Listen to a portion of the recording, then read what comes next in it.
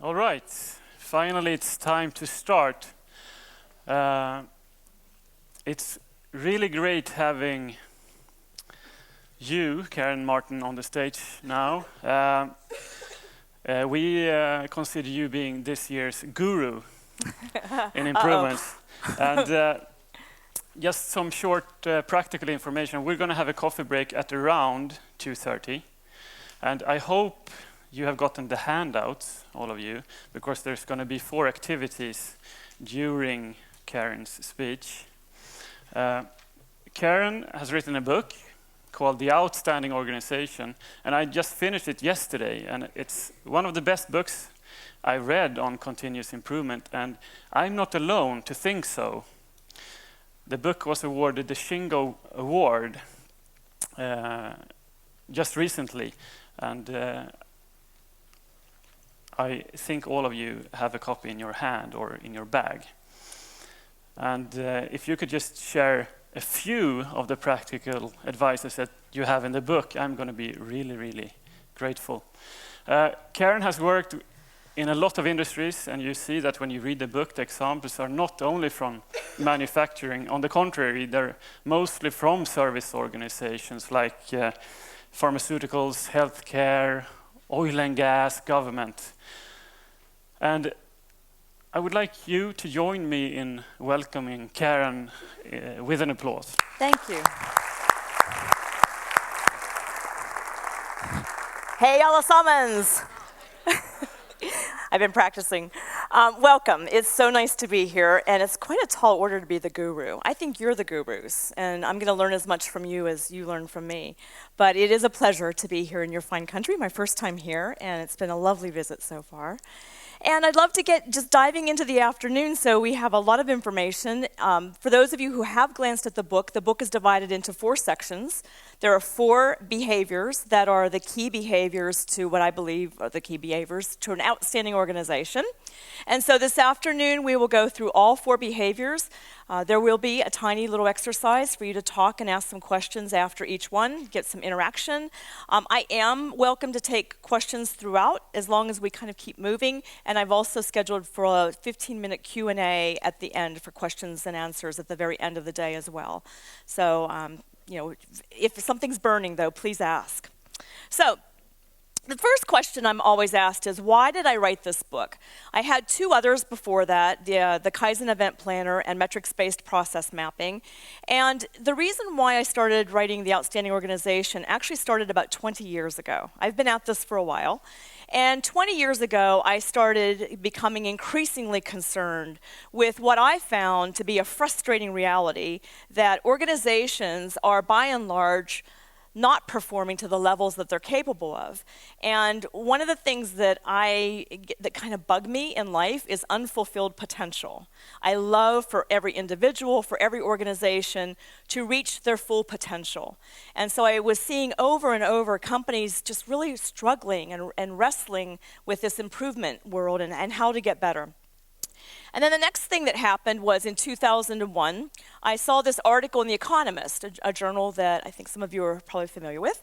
And the article said that about 63% of the executives interviewed said that there was temporary improvement, but a whopping 17% that said no significant improvement after they had gone through years and years and a lot of money in putting together various continuous improvement programs and lots of people involved in all the hassle. Only 20% said that they actually received lasting results from improvement. And then 10 years later, I saw the same article, or similar article, from Accenture Research, where they said that basically 69% of their executives that they surveyed said that their continuous improvement programs needed a reevaluation and in many cases, a complete makeover, because they weren't achieving the results that they wanted. So, I'm tucking this under my hat, and I'm working with clients this whole time, seeing the same types of results myself. And then in 1999, also, there was a very famous study in the US. I don't know if you've heard of this or not, but it was a report called To Err is Human. And it was a devastating report about the number of medical errors that are conducted every day in the United States and the number of patients that die from those medical errors. And so there was this big fervor in the media, it was in every newspaper, and they said, okay, we have to do something. So this group got together and said, okay, we have a goal. 5 years, we're going to reduce this by 50%. We have to. This is a dire situation where we have people that are dying unnecessarily. And I actually Googled Sweden's healthcare system a bit before I got here, and it sounds as though you also have a significant problem with medical errors in your health system as well. So what do you think happened in 5 years? Not much.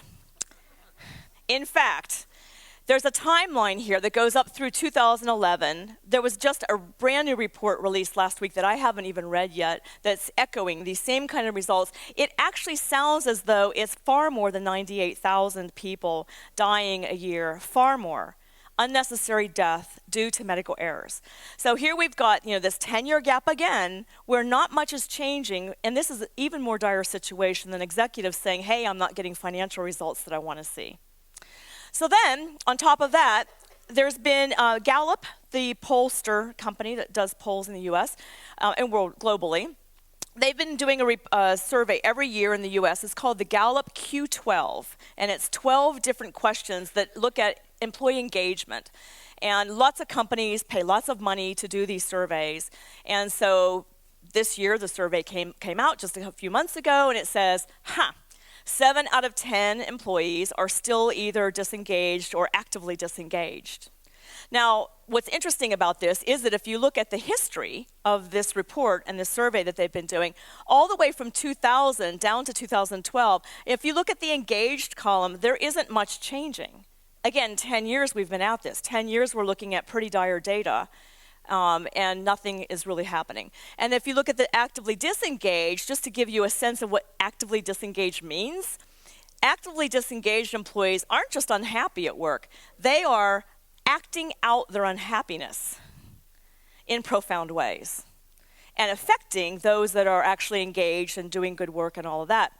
So for 10 years, we're having this situation which isn't good. So all of these data points are swimming around in my head, and I'm like, what is it? What is it that is making us not be more successful with improvement?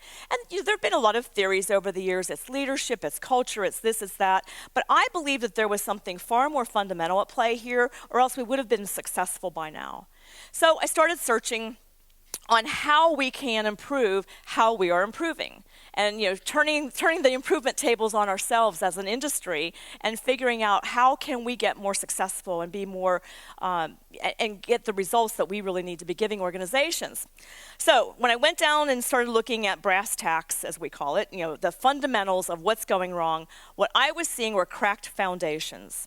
So organizations are trying to build a high-rise on a cracked foundation, and you know how that goes in building. If you try to build a high-rise on a cracked foundation, it's not going to hold very well.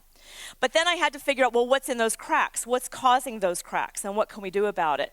So I started looking at my own client base first and started seeing that there was this fundamental level of chaos, which I understand is a pretty severe word when you translate it from English to Swedish, chaos. And what I mean by chaos, it's self-inflicted.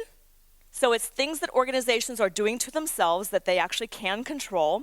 I'm not talking about things that are coming from the outside that you can't control, like the economic meltdown that the globe, is just recovering from, like terrorism, like a supply chain drying up, like, a natural disaster.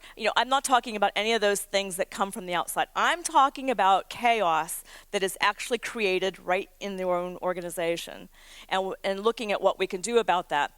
So here's an example of the kind of chaos I've been seeing. So first of all, I see a lot of organizations that look for the silver bullet. Anyone know that one? So it's TQM, Total Quality Management. It's CQI, Continuous Quality Improvement. It's Lean. It's Six Sigma. It's Lean Six Sigma.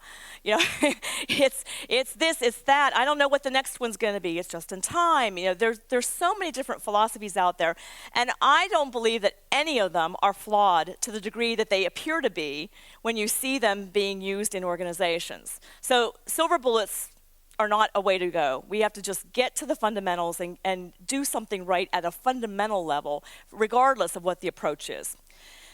Shifting priorities. There's a body, and I talk about this in the book, there's a body of knowledge out there right now that says, planning's bad. There's kind of this anti-planning zeitgeist. I don't know if you know that. Do you know that word? Zeitgeist going on out there. Anti-plan because plans are rigid, and they make organizations not flexible and not agile and not responsive. And I totally disagree with that. I think plans that are in cement are bad plans. Plans that are good plans are plans that are adaptable based on new conditions, and you are adapting your plan to meet changing conditions all the time. But what I see is on the opposite end of the spectrum. It's not too rigid a plan, it's no plan at all. And it's plans where people are getting jerked around and do this project, no, do this project, no, do this project. And I see it with my own clients, when we first start, every once in a while I have to say, okay, settle down. Let's figure out what we're going to work on and get one thing done and get it done well, and then we'll move on to the next thing. And so that I see this a lot. Does this sound familiar? Yeah, all right. Next, constantly fighting fires. So, one of the things I always say is, we have to stop having heroes in organizations. We have to stop having people that are always given these great accolades because they saved the day. We don't want to need to save the day. We want to become fire marshals, preventing the fires, not fighting the fires. And so a lot of organizations have DNA where they reward, and they actually almost thrive on the adrenaline of the crisis of the day. Crisis, crisis, crisis, crisis. And what we have to do is break, and these are all behaviors that are habits.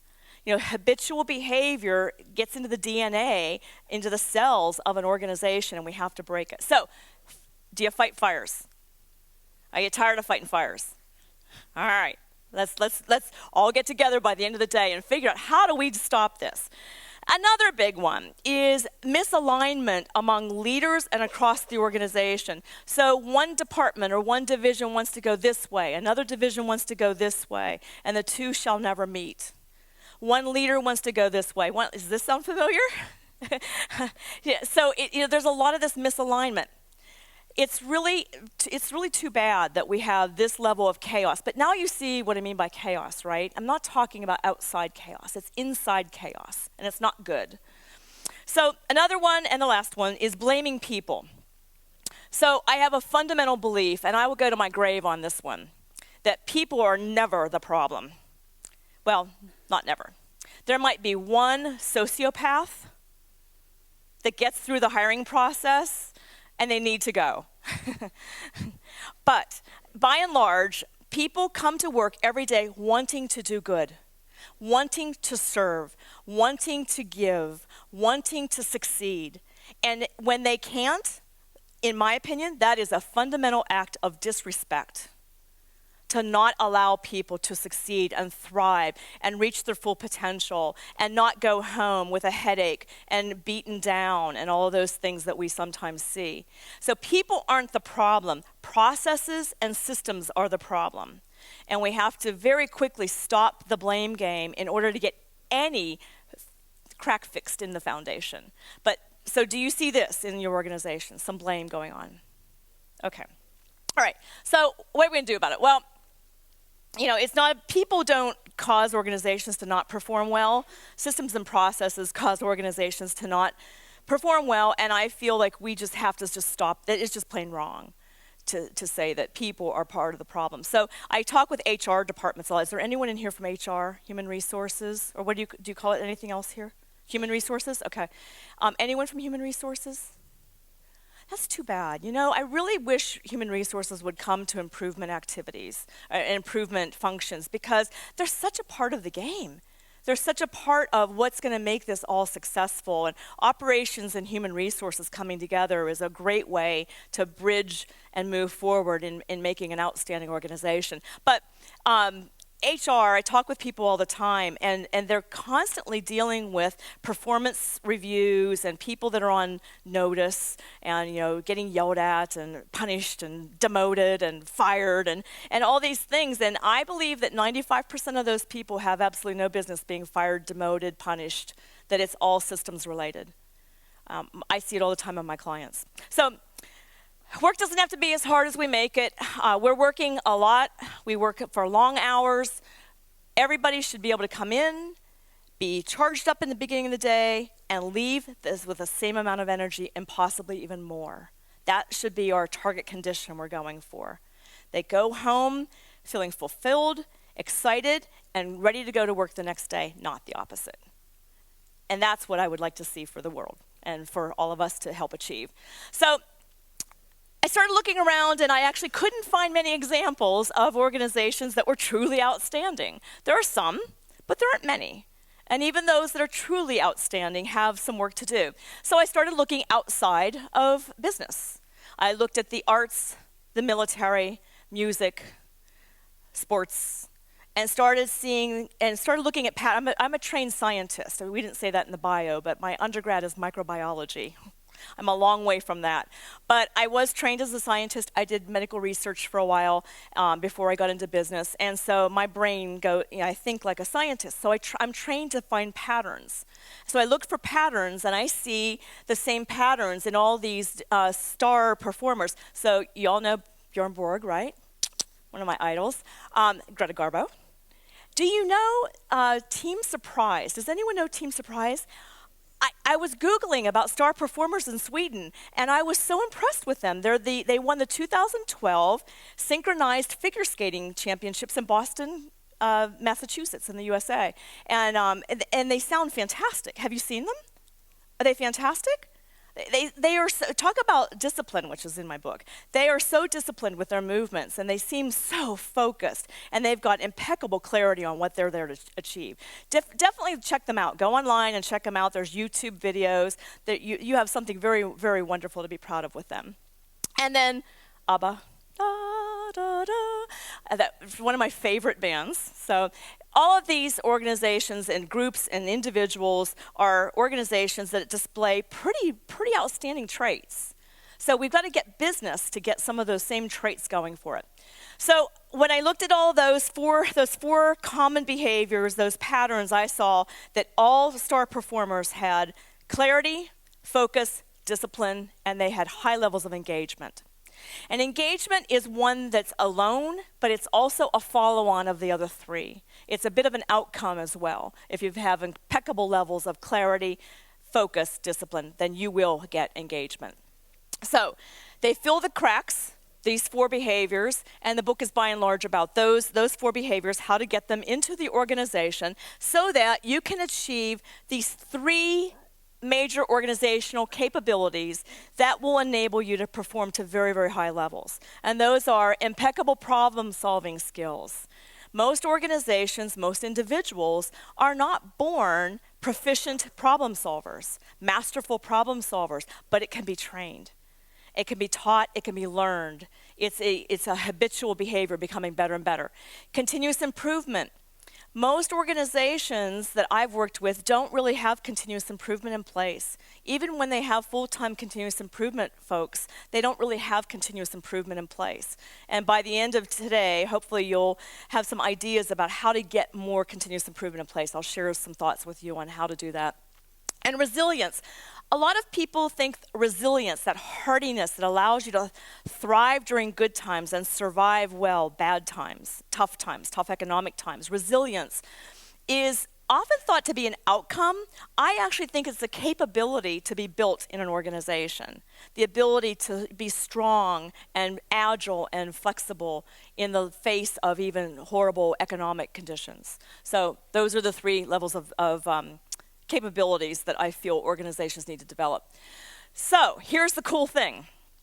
Once I got that all figured out, then I started saying, well, if you look at lean practices and philosophies and tools, they actually all enable those four behaviors: clarity, focus, discipline, and engagement. But the trick is that when I go into an organization who's been trying unsuccessfully to become, more top performing, they've already tried the tools and the practices, and they've been unsuccessful. So it's almost like this. Do you know the phrase chicken and the egg? Which comes first, the chicken or the egg? You kind of need to have that foundation to get great results, but then the great results will fuel the foundation, getting better and better and stronger. So you've got this circle, and both are feeding into each other. So let's talk about, throughout the afternoon, which tools, which practices could you use that would actually help you boost those levels of clarity, focus, discipline, and engagement. Let's start with clarity. So, clarity is something that I wanted to write an entire book on, and my publisher said no. I find clarity to be, by and large, the worst problem in most organizations, and it's big. So for today, I decided we would only talk about 3 of the many areas that I talk about in the book, because I know you want to go home at some point today, and we could talk forever about clarity. So we're going to go through 3, but this is a full list of all of the different areas that I find very commonly there's a lack of clarity in the organization. Just a few notes on the ones that we're not going to cover. In terms of organizational purpose, I ask frontline workers a lot, what's the purpose of your organization? What is it here to do? And most of the time they can't answer the question. Now, that's troubling, to have people that are working in an organization not know why it exists. But what's even more troubling is I was just working with a group of 9 executives, and we met in Philadelphia, Pennsylvania, and at the break, one of the executives came up and he was really upset and said, oh my gosh. I said, what? He said, we've been in business 15 years and we're growing at double digits every year. And I said, yeah. And he said, I just realized I have no idea why we're in business. And he was serious. I mean, this guy wasn't joking around. He was really serious that he was an entrepreneur that started and built the company up big and just kind of was going with the flow and never really stopped to get crystal clear on what the organizational purpose really is. It's not usually to provide a good. It's usually to do something for society that good enables. Same with services. And so it's usually something like that. But to make a long story short, I just really feel that, to some degree, how many of you feel like your organizations are crystal clear on their purpose and everybody in the organization is crystal clear on the purpose? Okay, a few hands. Okay, good. So you might want to look around at who had their hand. Put your hands up again. Okay. Look around, because maybe you can have conversations with them afterwards about some of the things they've done in order to get greater clarity in that. Another thing is we're going to talk about goals and priorities in the focus section. That's why it's not bolded. But company policies and roles and responsibilities. When I go in and work, I do almost everything I do is cross-functional teams. And so at some point, we're building the team. And so at some point, I'm sitting down with people and saying, who do we need to have on the team? And it is shocking how many times they say, no, that's not what Sally's doing now. No, she's off on this area. Oh, no. Johan moved from that job a long time ago. He's now doing this. Well, then who should we call? I don't know. And there's just this fundamental lack of clarity on who to even have involved in projects and who should be making decisions. So, this is a fundamental issue that if you can get great clarity in documentation, and when someone leaves or they get promoted, update the documentation so that you know who people should go to for decisions and for projects. That would be a great move. The other thing I want to talk about just quickly, terminology and communication. So acronyms, 3 letters for 4 letters or 2 letters for things are a way we talk. But what I noticed in organizations is that we'll sit in a meeting, and this happened actually, let me talk to you about healthcare, a hospital. We were in value stream mapping. We were on day 2 of value stream mapping, and they had been talking about this one report, and it was some acronym, we'll just say ABC. So ABC, ABC, ABC. And day 2, a director on the team, director level in the organization said, hey, you guys, is ABC the same thing as KLM? We'll say. And they said, yeah. And she goes, oh, all this time I thought you were talking about something completely different. So there's this fundamental lack of clarity on what you even call things a lot in an organization that creates a lot of, she spoke up finally, but a lot of people don't speak up. And so this is a fundamental problem. But let's go through the ones that are bolded and talk a bit about it. Okay, so this seems like it should be a really simple question. Who are your customers? Right? Maybe for some people in the organization, but not for everyone. You know what I'm talking about, don't you? I hear some laughing.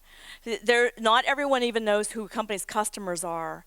So if you want to move an organization into a place where you're looking at customer-defined value, how do you do that if people don't even know who the customer is, through whose eyes you're going to be determining if there's value or not in the work that is going on?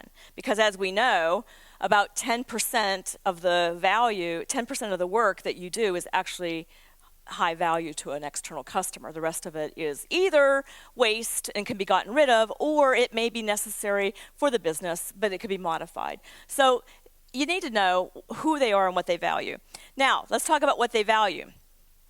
What I see in organizations is most organizations get really focused on the good or the service they provide. It's about the thing. It is not about the thing. It has never been about the thing. It will never be about the thing. And to the degree that you can get everyone away from focusing on the thing, you will do such great benefit for your company.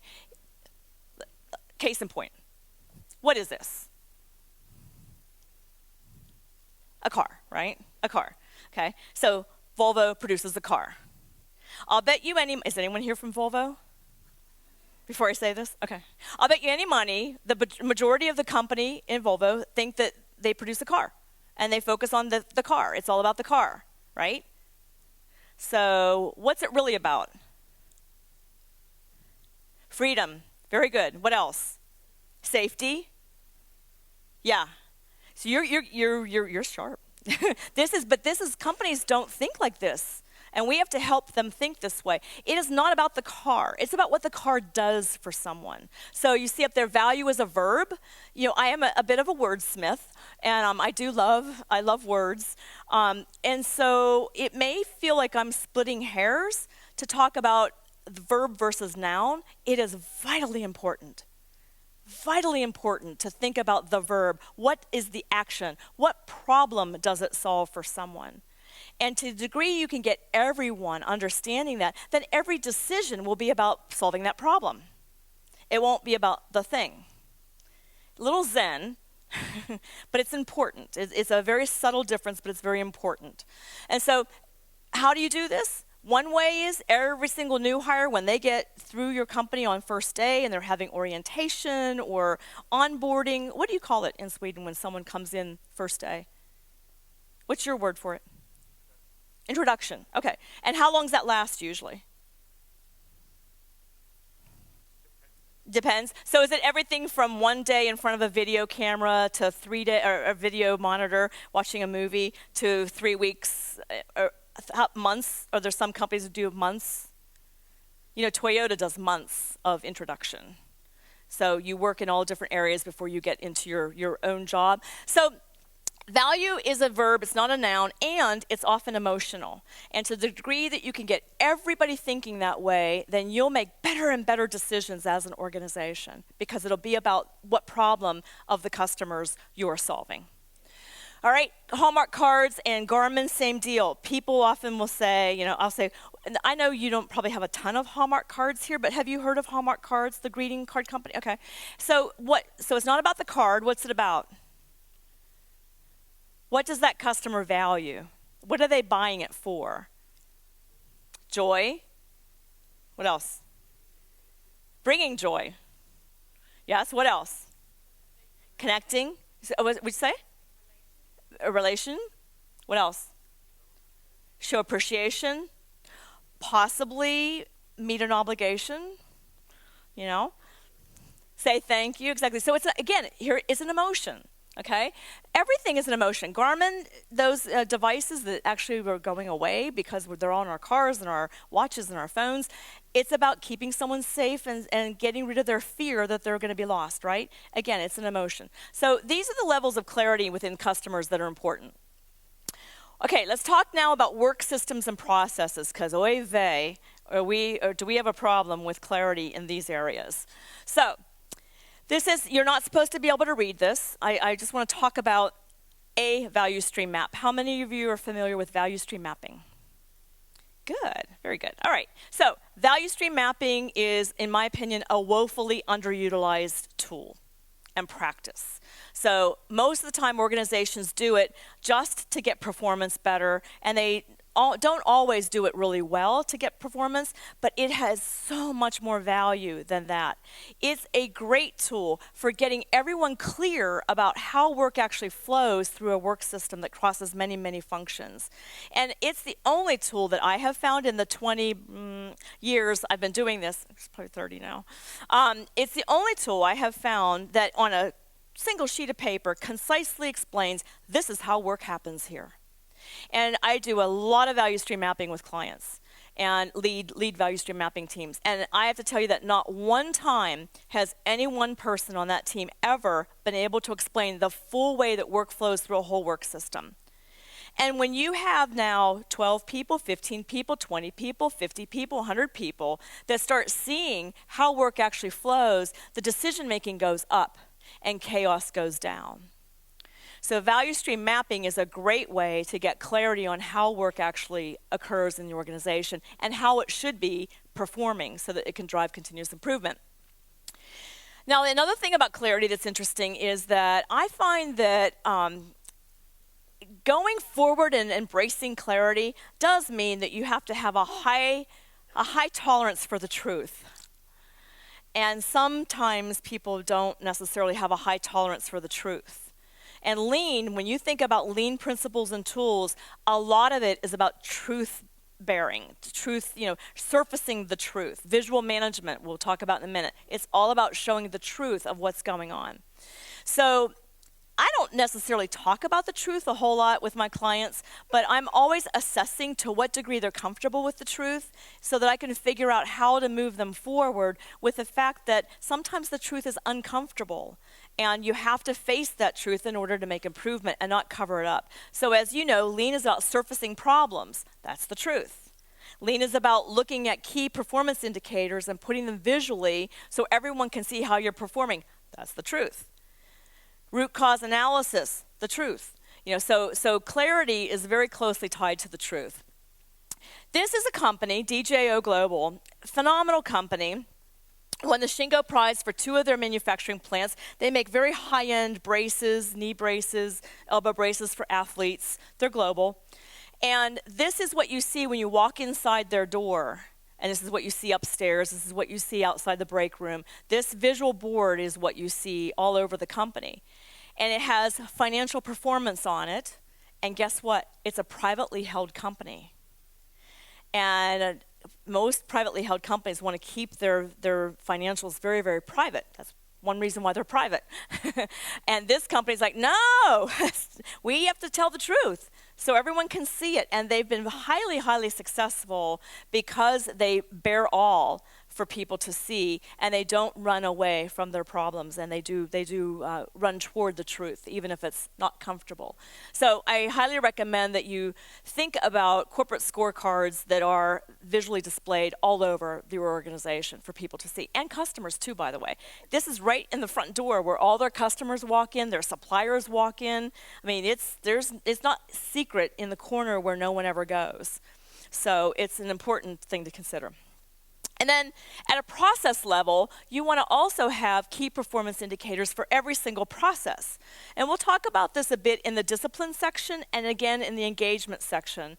But the number of processes that I will go in and say, okay, how many of your processes are documented? Not many. Or they're documented, but they're so far from what we really do, right? Okay, how many of them have key performance indicators that you're constantly measuring and working toward and is driving improvement? Not many. And it's like, we've been at this for decades. How can we not have processes documented and have key performance indicators? I mean, we've been really at this since the 50s, the 40s, in a big way. I mean, before that, in a little way, but in a big way. And it kind of boggles my mind that we're not any further along than we are. So one thing that I'm going to suggest later on today is that you take 2014 and just decide that it is going to be the beginning of getting this dragon slayed, getting your processes documented and measured and improved on a regular basis so that we can get rid of the firefighting and the chaos and all those things. Every process is different. Every key performance indicator is different based on the process, but they all need them, something. 2 to 5 is the number I go with. Okay, now I want to tell you about the very, very best metric you will ever hear about in your life. So it's right after lunch, and I'm talking about metrics. But seriously, this metric has changed my life and every single one of my clients that I've introduced it to. It came out in 2004 in a book called The Complete Lean Enterprise by Bo Keat and Drew Locker. It was a Lean Enterprise Institute book. I'm sorry, Productivity Press book. And they were the ones that came, so Learning to See, John Shook and Mike Rother's Value Stream Mapping book, 1999. Then 2004's Drew and Bo, and they looked at value stream mapping in the office side of manufacturing. And they came up with this metric because they looked at manufacturing processes and saw first pass yield as a quality metric. And they said, well, we need one for the office. And the office isn't a widget, it's information. What do we do about that? And they came up with this metric, percent complete and accurate. So their definition was just the C and the A you see up here. Their definition was percent complete and accurate is the percent of work that's passed on, and people don't have to correct the information that could have been and should have been correct to begin with, and they didn't have to add any missing information that should have been there to begin with. Mike Osterling and I started using it, and it was so powerful, and we were specializing in outside of manufacturing, that we added the third one, C, clarify. And what we have found is that in the office and service and knowledge work arena, the bulk of the information passing that has anything that has to be done to it is actually clarification.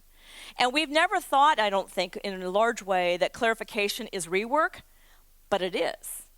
We're not saying don't clarify when you need to. We're saying get rid of the need to clarify by having better information coming in to begin with.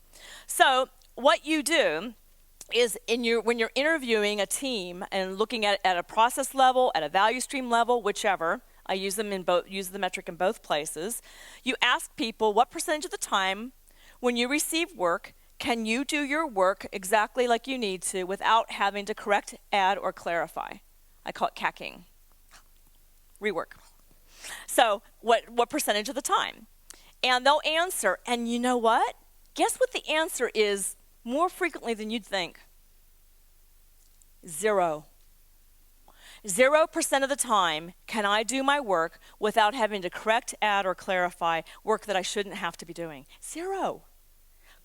It's not common, but it is not infrequent. And so what you do is no matter what kind of a map you're doing, it's just a simplified map, you're basically asking process 2 here what percentage of the time they get work that's usable as is. They don't have to do anything. And whatever their answer is, that number goes on process 1's block because the output came from process 1. And you keep going through the whole thing. And then what's really fun for current state, you multiply them all together and you get a rolled percent CNA, rolled percent complete and accurate. And guess what that number always is? For current state, office and knowledge work, service, 0 to 10. I'm telling you, this metric is so powerful. It is so transformative to have a cross-functional team sitting in the room and having these very honest conversations. You have to set a safe environment, but then you have a very honest conversation, and very often the upstream supplier of that information will be sitting there. The downstream recipient or customer of that information will answer. And let's say it's John, and he says 40%. And you're like, really? 4 out of 10 have been good to go. 6 out of 10 you've had to correct. Yeah. And then let's say that I'm the one who gave the work to Joe. Oftentimes you'll get like, what? And then they have a conversation that they've never had before about what his requirements really were. And it's actually shockingly easy to fix some of these rework problems because they've never had that conversation. So that's what I mean about clarity of information. And what clarity of information does in an organization is really drive down productivity because people are doing this excess work that they don't have to be doing. Love this metric. Please run with it. Take it out there, play with it. You'll love it. It'll transform your work. And lastly, problem solving. So, with problem solving and decision making, there is a woeful lack of clarity. And I don't know Dorothea Brandy very much, but I love this saying. And it's so true in my experience, and I bet yours as well, that once you get to what the real problem is, not what people think it is, not the solution that they're proposing, it's half solved. You're already there once you get clear. Where we lack expertise in problem solving is in taking that time to get clear about what the problem is. I mean, heck, if we were really good at this, we would not be having the problems we're having in the US government right now, that you know all too well about. I can't do anything about it. But we're so annoyed, and the whole globe is so annoyed. If they would just get to the root cause of the problem, a lot of these problems would go away. Wars are about not getting to the root cause of a problem. Organizational performance, it's about not getting to the root cause of problems. So this is not a capability that we come out of the womb necessarily born with, but it can be trained, it can be taught, it can be learned. So Einstein is another guy who I just worship, and he says basically if you have an hour to solve a problem, you need to spend 59 minutes thinking about it and then 1 minute solving it. And this is what is fascinating about Lean, is it gives us this wonderful set of tools to enable this with PDCA or PDSA, plan, do, study, adjust, plan, do, check, act. I'll talk about that a little bit more later. A3 management. How many of you are familiar with A3 management? Okay, so a good handful. So A3 management, wonderful tool to get clear, to force people to stop. And so I have a client, it's a financial services client, and I've been with them for about 4 years, little by little, not with them, all the time, just kind of go in, go out, let them do their thing, and then I go in, go out. So I recently did a whole thing with A3 management, which teaches people how to solve problems more effectively. And we did vice president level. And my contact, who's a senior vice president, said to me about, maybe 2 months after we were done with the first round of A3 projects, she said, oh my gosh, you know what the most powerful thing was that you did for us? And I said, no. She said, you gave us permission to slow down. And I thought that was very interesting because they were rushing to solutions all the time and putting Band-Aids in place.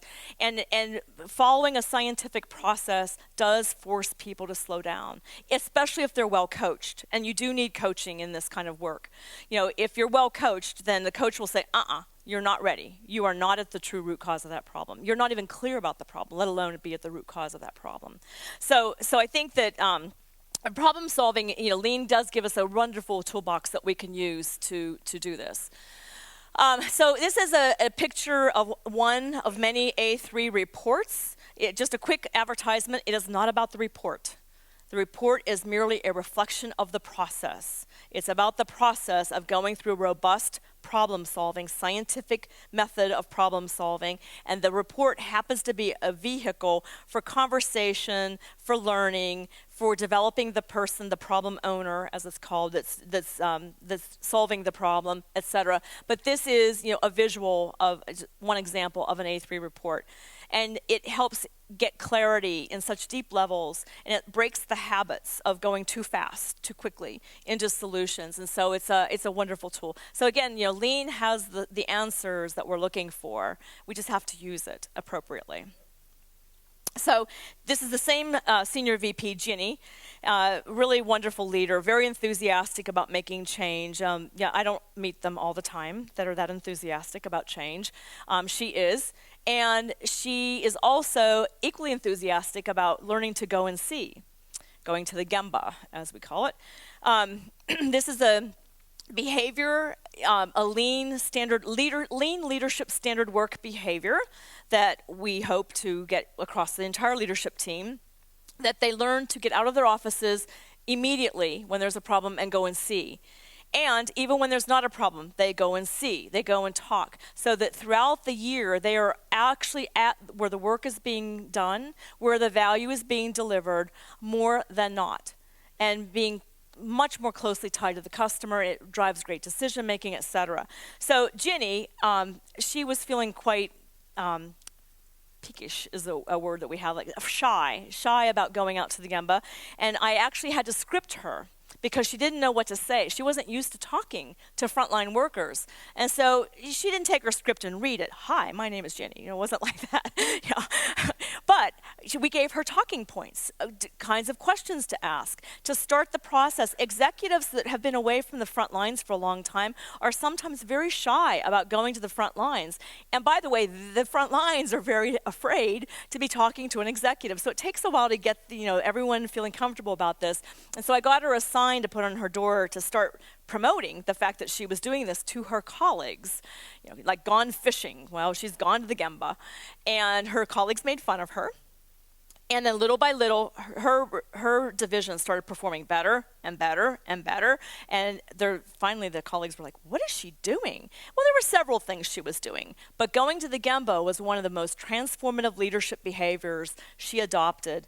And so talk about clarity. You can't run from the truth when you're right there on the front lines. So it's a great way to get clarity. All right. Time for our first activity. So that's just a little smattering of some ideas about clarity. What I would like to do now is have you pair up, or you can go in groups of 3 or whatever. You're going to have exactly 5 minutes to talk about where you see clarity lacking in your organizations, or if you're a consultant in the organizations you consult to, and what the root causes of those are, and what are some potential countermeasures that you can put in place. And then we'll have a discussion, just 5-minute discussion, just a quick discussion with some questions if you'd like after that. You have a handout, and it's on the second page, or the back page of page 1, is the first little table that you can just scribble in maybe three ideas, 3 different areas of clarity. So let's get our wheels spinning on where we can help get greater clarity in our organizations. Okay, so you've got 5 minutes. Okay, ready, set, go. Please, thank you. All right. Any revelations, anything you would like to share about some ahas that you had and some ideas for solving these lack of clarity issues? Yes, sir.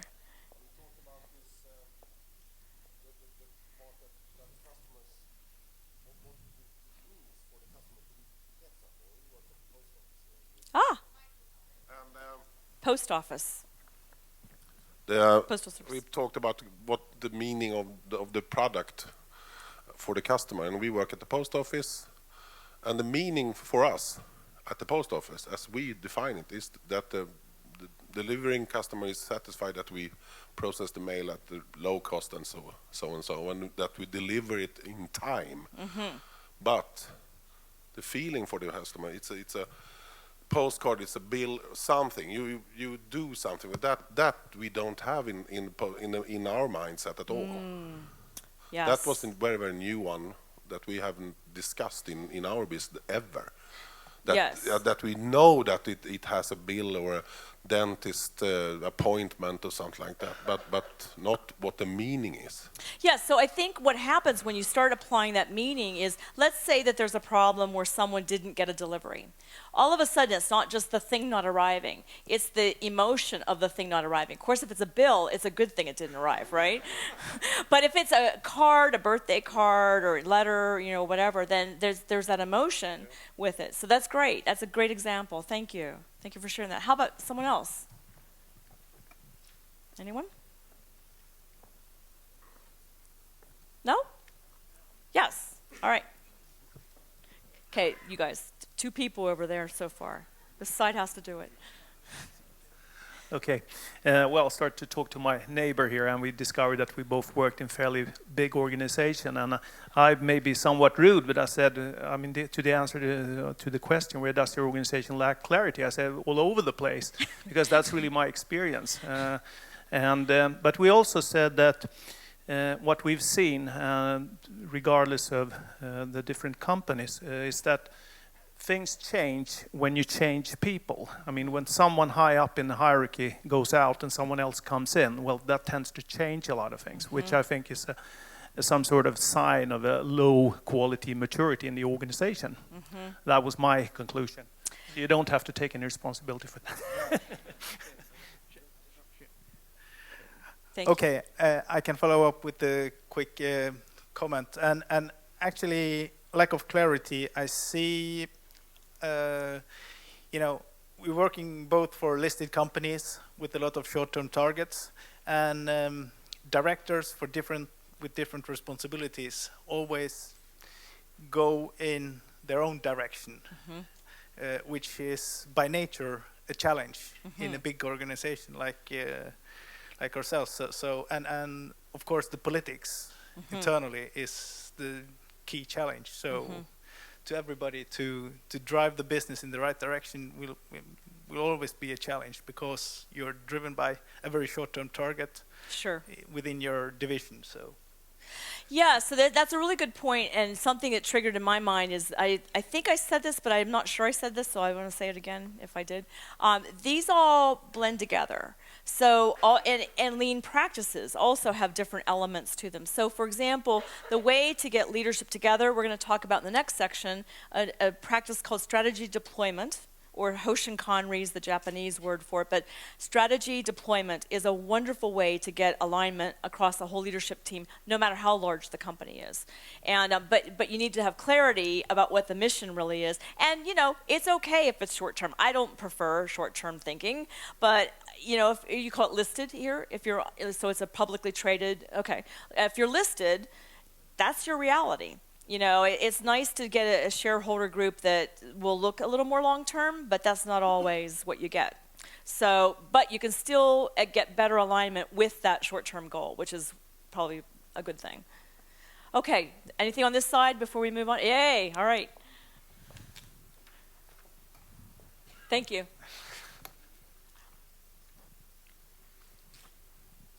I work in a mechanical industry where we say that safety is a very top priority, but the impression among the people on the floor is that it's more saying than doing. And that's a contradiction that makes a difficulty in understanding the clarity of the priorities of the management.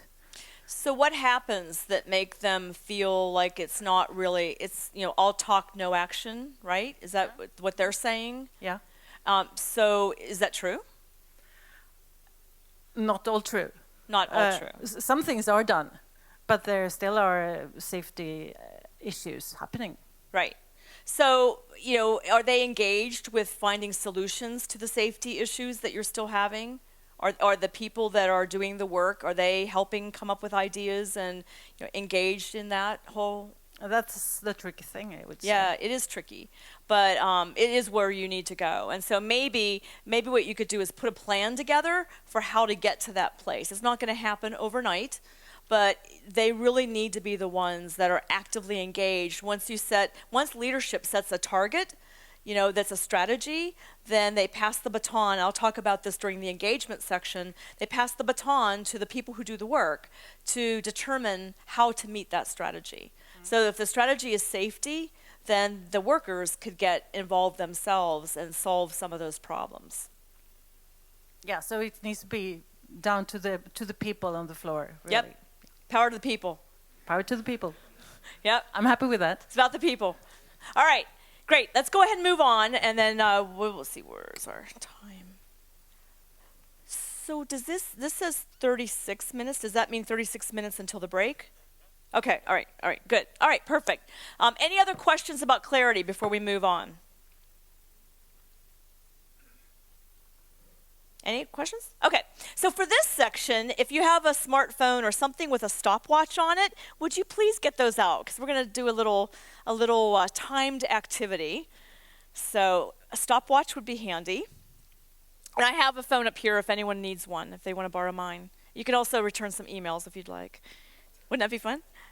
No, I don't. I have mine. Does anyone need one that I can give you? Okay, all right, so just have it handy. We're going to do a little activity. So the next section is focus. When I was writing the book, a lot of people said, well, how is focus different from clarity? Aren't they the same things? And I said, oh, no, no, no. You can be very, very clear about something and not be able to stay focused on it at all. So they're not the same thing at all. What I'm talking about is focus in terms of what you're working on and staying focused on that work. So here's an interesting thing. Wouldn't you love, even if you're not a manufacturer, wouldn't you love to be able to produce, double, triple, quadruple the volume that you currently do with no additional resources, no additional money, no additional investment?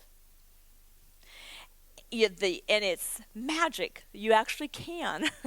And it's magic that's not only no cost, but it's also very, very stress-free. In fact, it creates less stress than ever before. So you can actually have it all. And this is a case of a sporting good manufacturer that before they did this focus activity, were producing 24 new products a year. And they went up to 73, and all they did was apply what I'm about to share with you in terms of focus. It's really quite remarkable what can happen. So I did a survey as I was doing the book of my newsletter subscription list, and it's several thousand. And 70% of them, when they were asked a question about how much the company that they worked for was attempting, 70% of them said that their company was tackling more than they could reasonably handle. And in some cases, much more than they could reasonably handle. And this has been my experience as well. And how I can sense it is I go in and I try to get teams put together to do improvement, which I've been retained to help them, to lead and facilitate improvement. And I can't get the people I want and need because they're busy with other things. So that, to me, right there indicates that there's a little too much going on. So another thing, that Booz & Company is a consulting firm that they used to be Booz Allen Hamilton, and then they spun out the Booz part of it, a management consulting firm. And they've been doing a survey for about 7 years now. It's an ongoing survey where they keep adding data to their data pool. And basically they asked executives what their experience was with priorities. And 82% of them said that they had competing demands that were robbing people of resources and causing some strife with people saying, I need the resource. No, I need the resource, and those kinds of things. So do you ever have this happen in your company? Never. All right. So, and 49% say no written priorities. This is a problem. To not have your priorities written down in a business plan format or an annual plan format is a problem. So how many of you have a really well-articulated, written, concise list of priorities that everyone in the organization understands what they are? Uh-oh. Are there any hands? All right. We have some work to do. So this is good. All right. So there are 2 laws of focus. Number 1, stop doing. Just stop. Number 2, do fewer things at a time. Let's talk about just stop. So just stop is really hard.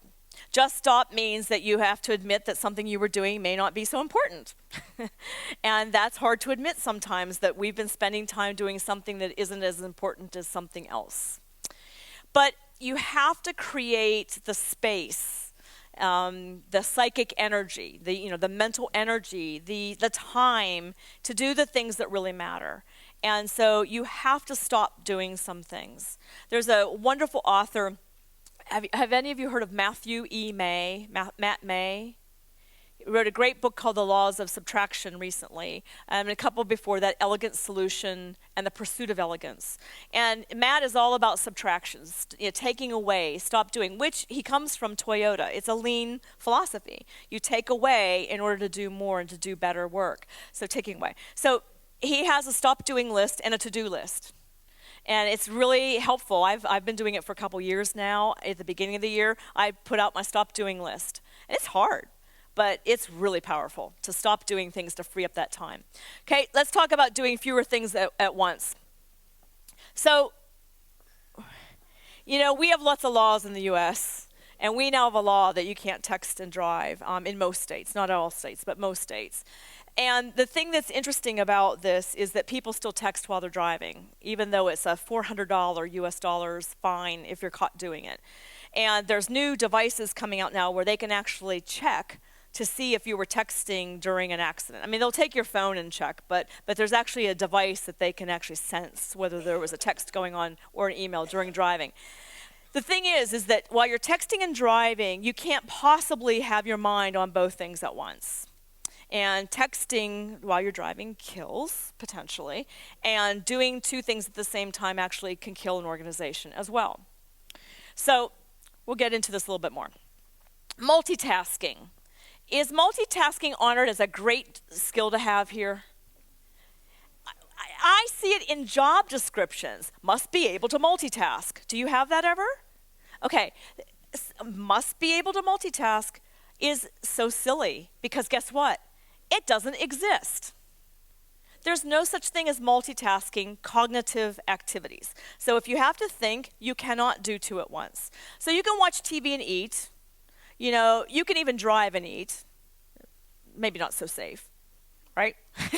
but you can do that. You can do one cognitive and one non-cognitive activity at the same time, but you cannot do two at the same time. So here's an example. If you go to the TV and you look at the ticker tape along the bottom that has either sports scores or stock, I don't know if you have stock prices. Do you have that on your, okay. Stock prices, and there's someone talking, okay. Try to listen to the person talking and read what's going across. You can't do it. It's one or the other. So there's no such thing as multitasking. David Crenshaw was a guy that wrote a book called The Myth of Multitasking, and he's the first one to crack it. But little known to him was that before he did this, there was a guy, David Meyer, a professor at University of Michigan, who was studying engineers. And he found that engineers typically changed tasks 8 times a day, 6 to 8. But 8 times a day is the max. And every time they switched the task, they lost 20 minutes of productive time. When you add that over the course of a year, that is a significant amount of effort.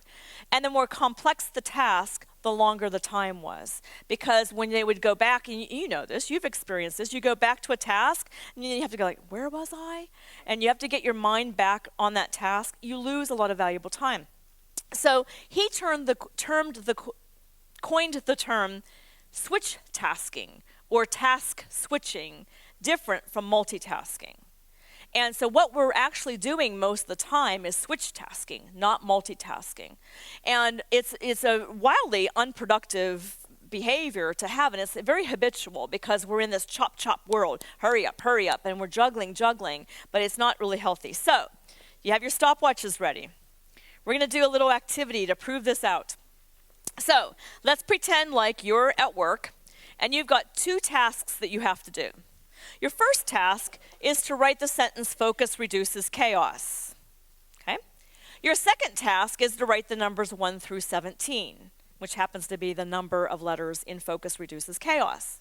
So we're going to do this work 2 different ways. The first way, when you're going to time yourself, you're going to write every other, so you're going to switch tasks back and forth. So on the 2 lines, you're going to write F and then 1, O and then 2, C and then 3. You're going to go back and forth between these 2 tasks until you're done. Okay? Does that make sense? So F1, O2. Okay. All right. So get your stopwatches ready. I want you to time yourself. And then stop your stopwatch when you're done. Let's see how long it takes you. All right. On your mark, get set, go.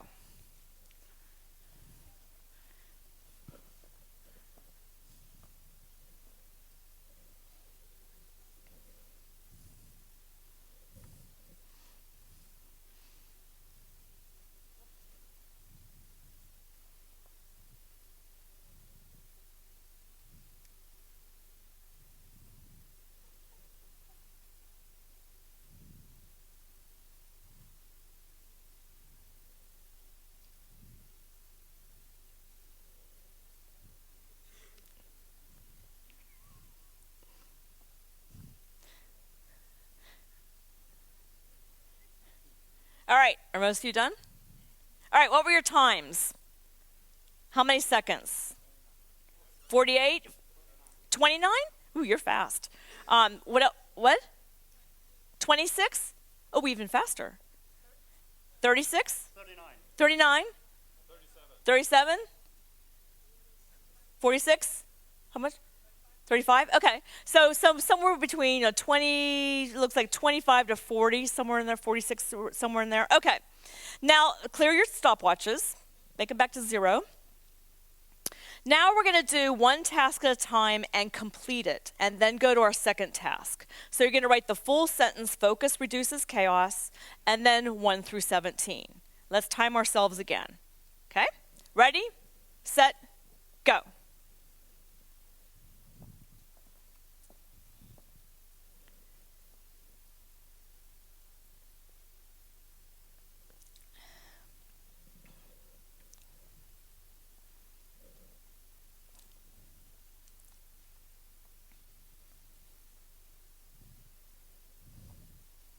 All right, there's a hum in the room. So what are your times this time? 16, 17, half, right? Half, about? All right, so this is a silly little experiment, right? What happens when you take that kind of thinking and that reality into a very, very large organization? So for the gentleman in the back with this large organization, imagine that times, how many employees do you guys have? 30,000. Wow. Imagine how much lost productivity there is due to switch tasking because people are trying to do too much at once. So there's stop doing, and they're stop doing too many things at once. And the way that you can, and what you're going to get, going back, is this. So product development, fewer products at a time, get them done, get them out there. Then a few more, get them out, and then a few more, get them out. That's what these guys did. The same thing is true in every kind of industry. You get things done before you move on to the next thing. Now, is this easy to do? Heck no. So the question is, what I would encourage you to think about is, what are your must-do? You must do it for this fiscal year. You must do it. You cannot fail. You've got to be successful. Defining those must-do, can't-fail initiatives is critical for the success of an outstanding organization. And the outstanding organizations I studied had a very short list of what they worked on every year. Very short. Shockingly short. Okay? So, the thing is that we live in, I call it a chop world, where it's like, hurry, hurry, hurry. And there's all these great ideas that come our way. And so what happens is, it's tempting to take in all these great ideas and run with them. How many of you are with a very, very small company, entrepreneur level? Anybody? Okay, so a couple, okay? So the entrepreneur's problem is too many ideas. Right? And so this is something that plagues both small, tiny companies and gigantic companies alike. So choosing wisely is the skill set to be developed. And it's a behavior. It's a pattern of action that takes a while to get it to be part of your DNA. So Steve Jobs, many people, there's all kinds of stories now that he's gone about how he actually led. and it sounds as though he had some leadership traits that perhaps weren't so becoming, but he had a lot of leadership traits that were highly, highly successful. And one of them was his impeccable ability to say no. And when it came to products, there were, Apple was being bombarded with, we should do this, we should do that, and he's like, nope.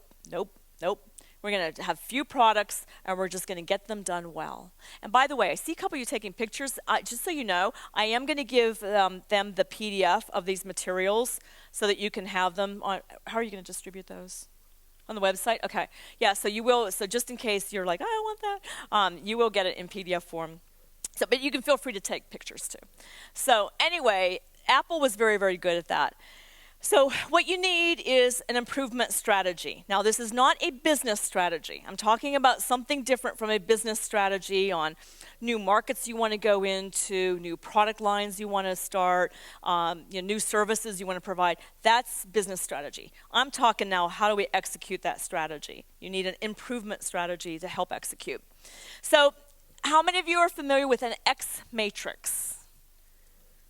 Okay, just a few of you. So this comes from Hoshin Kanri, is the Japanese term for it. It was developed in the 1950s, so it's been around a while. It's also known as strategy deployment and policy deployment. I prefer the term strategy deployment because you're deploying the business strategy for that year and you're executing on the strategy.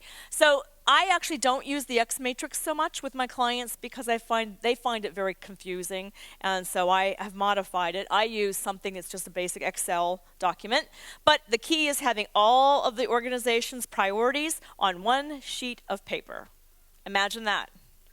One sheet of paper, and that's the key to having everyone moving together in the same path. Now, you might have supporting documentation and project plans for each one of those priorities. You know, you have to do robust project management, but the plan that everyone goes with is this one sheet of paper. So I'm not going to describe this a lot right now, but I do different ones for different clients. This particular client over here on the right-hand side is a list of functions so that we made sure not one function was going to have too much burden with the work that they had to do. And I've removed all the goals and objectives for confidentiality reasons. So anyway, the key is to get people, let's talk about how this goes down. I talk about it a lot in the book. I actually detail step by step in the book how I usually work with a client on this. But the key is to have everyone come in the leadership team with all their ideas of projects they want to tackle. So there are projects that they want to do, projects that are in the works, projects that have been stalled and they want to get going again, all other projects. And so the typical company with, say, 700 employees, small company, will come in with 55 ideas for the next fiscal year. Big ideas. These are big projects, not little, let's tweak, let's move this over there. Not that. These are like big things. And at the end of 3 days together, sometimes 2 days together, the list will be, for the first year I work with them, 20-ish. And it's too many. And I know it's too many, and I tell them it's too many. But you have to let people experience this at their own pace. And so they'll go off and they'll do their 20. And then the next year I go in, I was like, how'd that go for you? How'd that work for you? And I'm like, we still didn't get them all done. I'm like, yeah, I never say I told you so, but yeah. So then the next year they may get down to 12 or 10. And it just takes a while to break these bad habits we've got. So the key is getting that list and at the executive level, and then doing what's called catch-ball, throughout cascading these goals throughout the organization so you get full alignment of everyone in the organization. And it's super cool when you get this done. It's hard work, but it's really, really good. So what happens is, executive team decides, here's what we want to work on. And then they pass it to senior management, and this is in a hierarchical company. And they pass it down to the next level and say, here's what we think, what do you think? And it's not getting buy-in. It's actually feedback. It's having a conversation back and forth. Well, that's good. Yeah. Oh, yeah, we definitely need to do that. Oh, you know what? But something's missing. Why aren't we working on this? That's a high priority for our customers.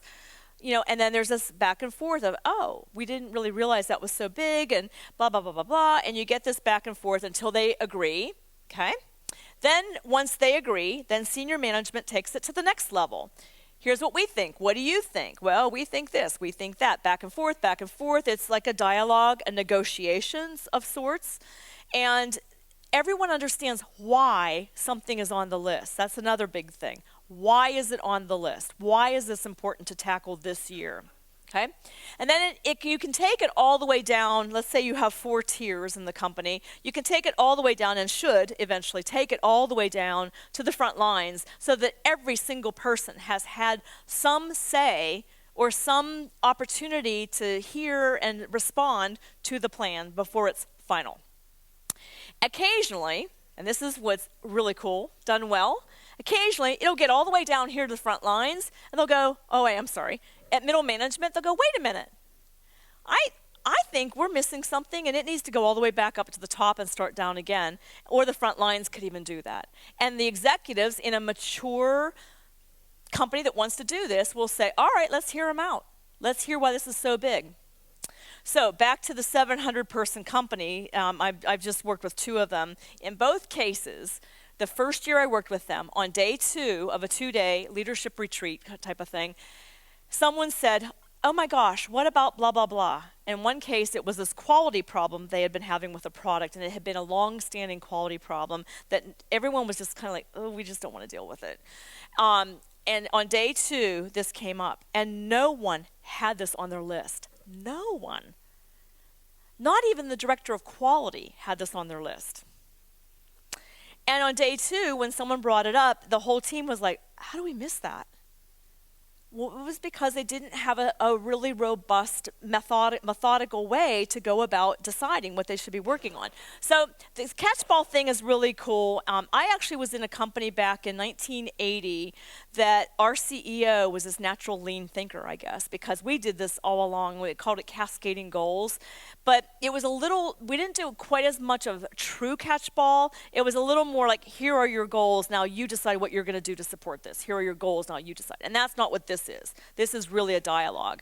And the beauty of this is you're doing it really well when you're not doing it just at the end of the year and having these big discussions where it's happening year round. And by the end of the year, everyone knows what needs to be worked on because there's been this high degree of clarity in going to the Gemba throughout the year. So it's not easy to start, but just start maybe with one level. I wouldn't try to go all the way down to the front lines your first year. It's just too tricky to do it that fast. So what it means is basically the organization says, here's what's important. Focus, focus, focus, focus. And then everyone down all the way through to the front lines is doing something to support that plan and nothing else. Now, you can do little daily improvement to tweak things here and there that aren't like directly tied, but for projects and initiatives and big things, it has to be directly supporting those or it's not done. It's a great way to get sanity into a company and reduce the chaos. So here's another example of, this is Rockwell Automation. They allowed me to use their name. Which would you rather? Would you rather start with 20 projects at the end of the year and complete only 3 of them? Or would you rather start with 12 and complete all 12? I'll take the 12, thank you very much. So this is the power, thinking back to that timed activity, this is the power of saying no to a lot of things and focusing on fewer things at one time. It's very, very powerful. Hard to do, very, very powerful. So the last thing I'll say is that it does take a fair amount of courage to do this, because it does mean that you have to, decide that everything's not urgent this year, and that you can put things off. So when I do it, and again, this is in the book, we have 4 flip charts, which is the must do, can't fail, maybes, we can wait on this, we don't need to do this at all. Whose idea was this? So it's like ixnay, get rid of this. And it's a rigorous 2 days, and there's some arguing, professional arguing, where people are like, there was one company I worked with where the VP of sales was adamant that they had to put in a customer portal for this next fiscal year, and we looked at all the projects, and everyone else on the leadership team said, we cannot take that on when we're doing all this other stuff. Well, then something's got to go. I want my customer portal, and everyone's like, okay, what goes? Seriously, Curtis, what goes? And he'd look and he would, shout something out, and then that person would say, that can't go. If we do that, then we're going to be exposed regulatory-wise, and we might break a law, and all this. So, at the end of the day, what they get is consensus. Second one down, consensus. Consensus doesn't mean everyone agrees. It means everyone commits. Big difference. But you commit for the sake of the larger organization. And when you get a leadership team doing that, then a lot of the chaos and that changing priority starts melting away because there's that level of clarity. All right, so you're ready to start talking about focus. So 5 more minutes to talk, and then 5 more minutes to shout out your ideas and ask questions, and then we'll take our break. So ready, set, go. 5 minutes. Where do you need greater focus? What are you going to do to get it? All right. All right. So, revelations, examples, Focus. You all have great focus, right? Any ideas that you came up with how you're going to? Oh, yes, sir. Yes, well, we were reflecting on our personal, non-focus. That we live in a world with a lot of information coming in from all sources. We sit in a landscape, office landscape, and we're interacting a lot. That has a lot of advantages, but it also means that we're disrupted, and we get, like for example, mails. You could of course decide that you look at your mail twice a day, but I'm a kind of person who has it constantly on, and when it comes, I'm eager to see what it is, and it disrupts the work. And it does. And So, are you on Outlook? Or what Yeah. do you? Okay, turn it off. Yeah.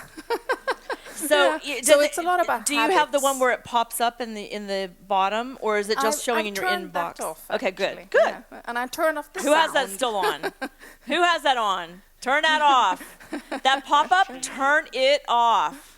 Okay, and so it's really distracting. And 2 times a day is actually quite reasonable for doing email. Yeah. A lot of people I've seen actually have a response going out saying, you know, at first, like, I only answer my emails at 10 and 2. If this is an emergency, call my cell. Yeah. Or something like that, and it's a way to really respond. The other thing is, when you say a landscape office, is that an open office environment? Is that okay? Yeah. So you can also do visual cues. It's very important if you move into an office, open office environment, to have some sort of a visual cue that everyone learns to respect, that you are focused and not to interrupt you.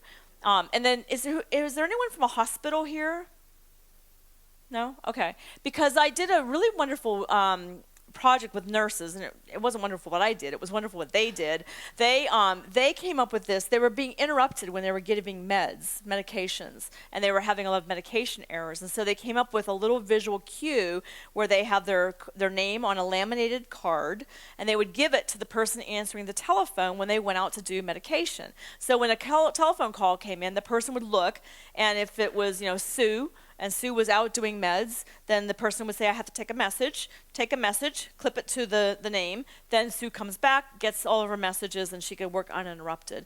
And just things like that are great ways to, you know, get respect into the organization so that you can work uninterrupted in an open environment like that. That's a great one. And this all applies personally as well as business, by the way. All lean. Home, personal, business, it all works well. Any other ahas or revelations or examples? Oh, yeah. Now this side's going. Good. Good. It's about the number of projects in the business planning or whatever, both in the management team and also individuals.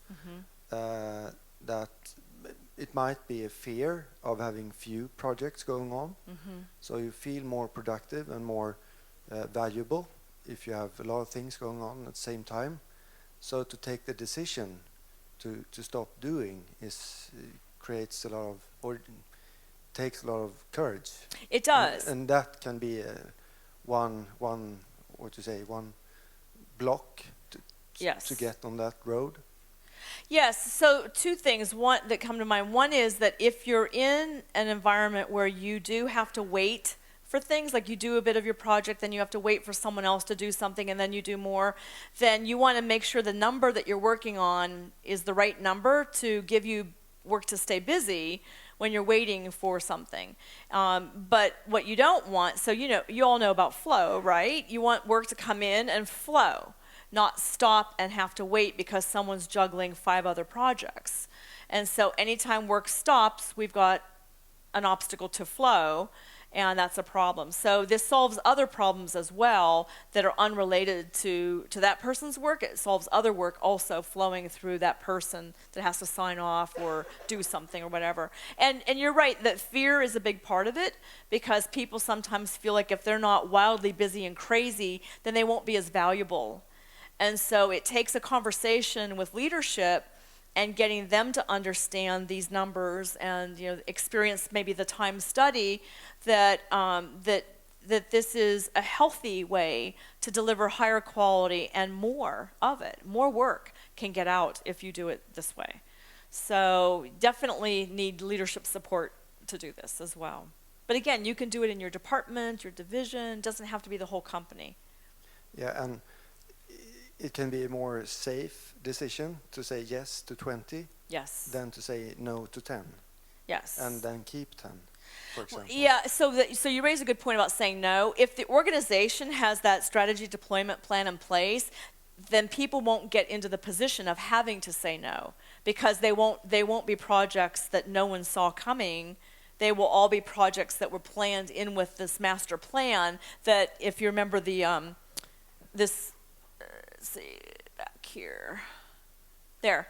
Like this over here on the right is all these functional areas: IT, marketing, operations, HR, etc., finance, and it helps. Oh, it's time. Cookies are done. This helps make sure that no one department is really burdened and no one's getting off without, playing a hand in a project. And I don't know if you can see it, but these actually are all, they're ones, twos, and threes. And so ones are people that are ones, which way do we go? Ones are people that aren't going to be involved much. Threes are people that are heavily involved in the project. And so that helps guide the priorities too. Good question. All right, well, hey, it's time for cookies. You're right, there are cookies Oh, outside. they're really? Oh, yeah. good. Very and good. They're done. So thank you very much, Karen, for the start. Thank you. We're going to have a short break now for 15 minutes, so we'll meet back here again at 10 to 3.